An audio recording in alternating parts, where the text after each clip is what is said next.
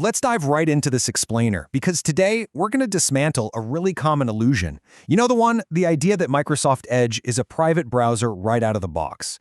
Look, it's fast, it's a highly capable piece of software, but if you truly want to protect your digital footprint, it requires some serious manual hardening. So we're going to walk through the 11 essential steps you need to take to grab control of your data right now. Microsoft Edge ships with privacy defaults tuned for convenience, not protection. That quote literally hits the nail on the head.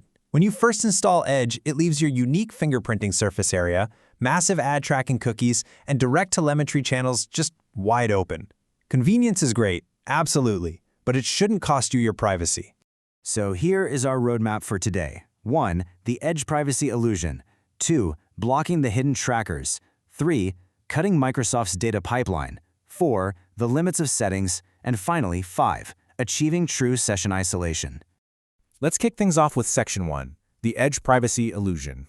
What's genuinely fascinating about Edge is its dual nature. Because it's built on the open-source Chromium engine, it inherits that massive, awesome extension ecosystem from Google Chrome. But Microsoft doesn't just stop there. They slap a heavy, proprietary data collection layer right on top of it.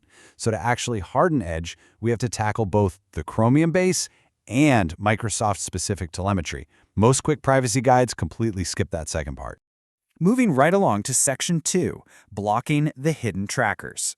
Your very first major setting change is tracking prevention. By default, Edge sits right in the middle at balanced. You need to go into your settings and crank this up to strict. Now yes, this does carry a moderate breakage risk for some embedded content. But remember, if a social widget or a random comment section breaks, that's a feature, not a bug. It means it was actively trying to track you and you just stopped it. You also need to make sure every single browsing session starts completely clean. Think of it like wiping down the kitchen counters before you leave the room. In your settings, force Edge to automatically clear your browsing data on close. Make sure you check the boxes for cookies, cached images, browsing history, and download history. The exact second you close that browser, your most obvious cross-session tracking vectors are completely wiped away. Next up, we have to manually audit site permissions. Location and camera? Sure, those are obvious, but websites can actually ask for access to your computer's motion or light sensors. I mean, seriously, why on earth does a random blog need to know the ambient lighting in your room? It doesn't. Advanced trackers use these obscure hardware details to identify you. Every single granted permission is a potential privacy leak, so just block them all by default. To really beef up these built-in browser protections, you absolutely should grab a few essential privacy extensions from the Chrome Web Store.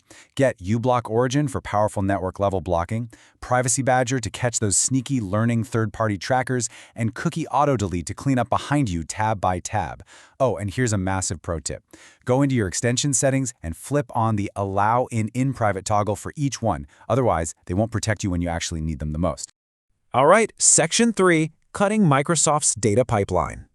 Disabling Microsoft telemetry is actually a two-step dance. Step 1. Inside Edge itself, you must manually turn off optional diagnostic data, crash reports, and crucially, a feature called Web Service Suggestions. That little feature, it sends literally every keystroke you type in the address bar straight to Microsoft.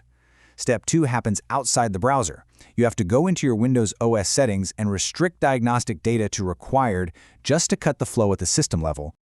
Now, Smart Screen is a tricky one. It forces a pretty massive trade-off. With Smart Screen turned on, Microsoft sees every single URL you visit so it can check for phishing threats. If you turn it off, you plug that data leak, but you lose out on real-time protection. The best workaround here? Only turn it off if you are already running a secure third-party DNS resolver that does its own malware filtering. To finish locking Microsoft out, you've got to implement a few more tweaks. First, ditch Bing. Switch your default search to a private option like DuckDuckGo, Brave Search, or Start Page. Second, completely lock down your sync settings. Disable sync for history, tabs, and extensions so they stay out of Microsoft's cloud. And finally, turn off all those Copilot AI features. AI is cool and all, but these features actively send the context of the pages you're reading directly back to Microsoft. Okay, moving to Section 4, the limits of settings. It is time we expose the great myth of in private mode. Let's look at what it actually does. It merely cleans up cookies and history locally when you close the window. That's it. What it absolutely does not do is change your IP address, mask your unique browser fingerprint, or hide your traffic from your internet service provider. It is a local cleanup tool. It's not an invisibility cloak. So here's the harsh reality. Even if you flawlessly execute all 11 settings we just covered, you are still exposing some fundamental flaws. You're still leaking one identical browser fingerprint across every single tab, you have a single IP address, you have zero session isolation. This means cross-site trackers can simply connect the dots, link your separate tabs together, and build a profile on you anyway.